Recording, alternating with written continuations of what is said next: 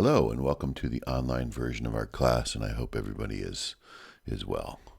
Today we're going to discuss C# interfaces, and we're going to take it from a challenge perspective, and you may have to do some studying on this.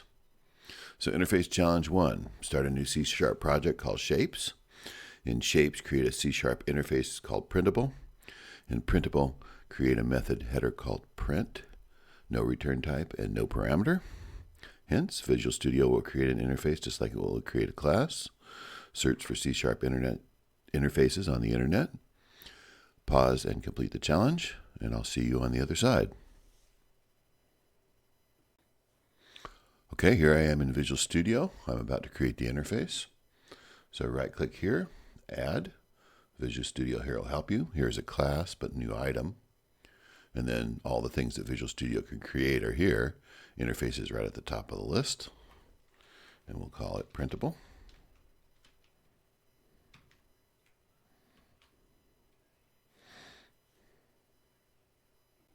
And we'll add the method called print with no return type and no parameter.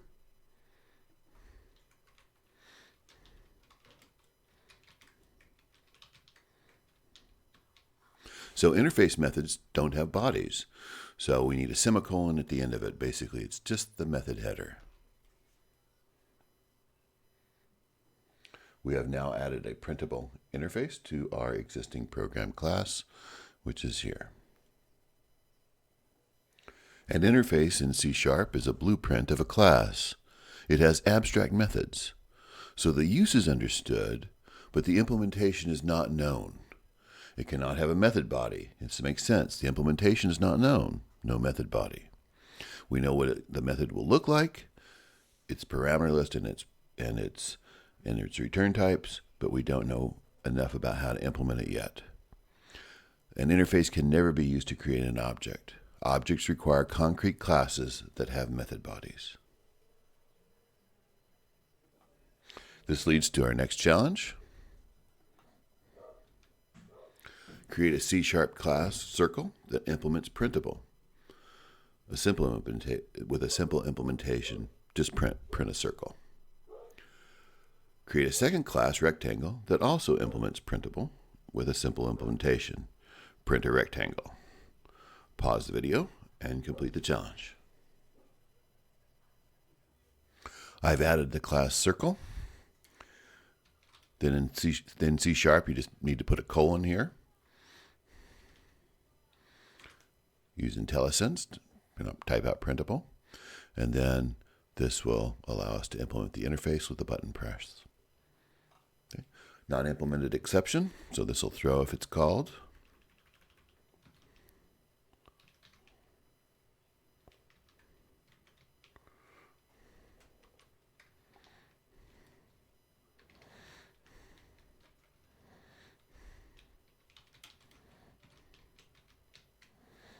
So we now have the method console.writeLine print a circle.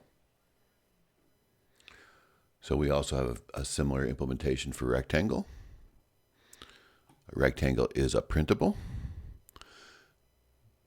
Then we implement the interface. Print a rectangle. The next challenge, interface challenge 3. In the shapes, create a C# interface called drawable. In drawable, create a method header called draw with no return and no parameters. Modify the class rectangle so that it implements a drawable, a simple implementation. Draw a rectangle. So in the code, you see that I've written a drawable interface. And now I'll visit rectangle, and we'll add that. It's as simple as a comma delimited list. To declare that you're implementing interfaces, you can implement as many interfaces in a class as you need. So it's just simply a comma-separated list of all the interfaces you're going to implement. Remember, an interface is essentially a promise or a blueprint of the class, so you need to implement all methods that you've promised. We'll implement the interface.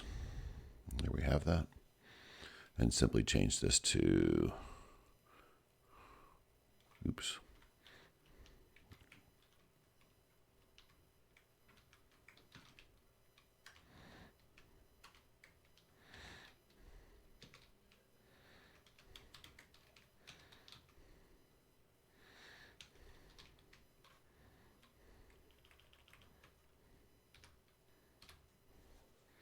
Okay? See you on the other side. So what we have so far diagrammatically, we have drawable and we have printable. Those are both interfaces. We can see that a rectangle is a drawable and it's also a printable, whereas a circle is still a drawable and only a drawable.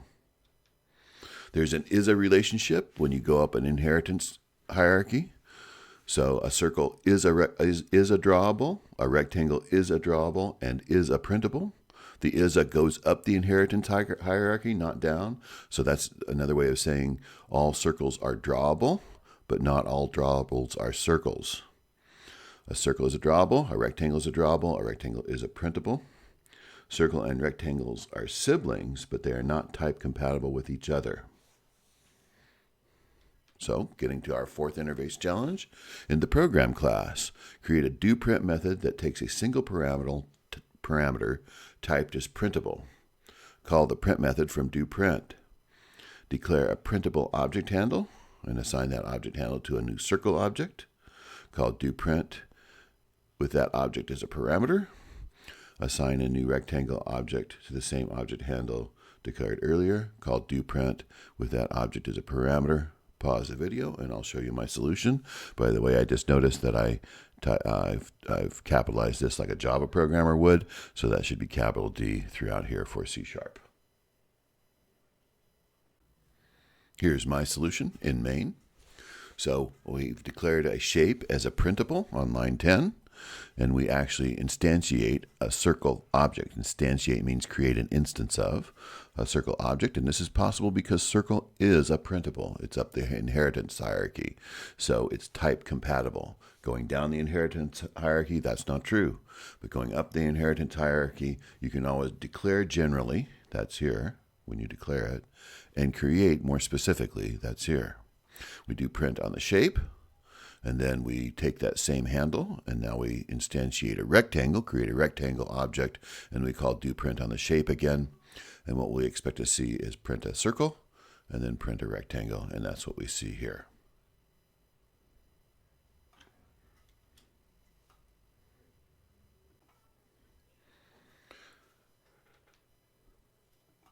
So to review, we will return to the Shapes project to complete our study of object-oriented design. There's a lot here to discuss and study in this example, and we'll be extending it in a little bit later.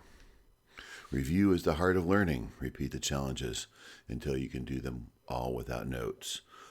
This applies to all the videos that I'm going to post. I'm going to try to write them and present them as challenges. See you later.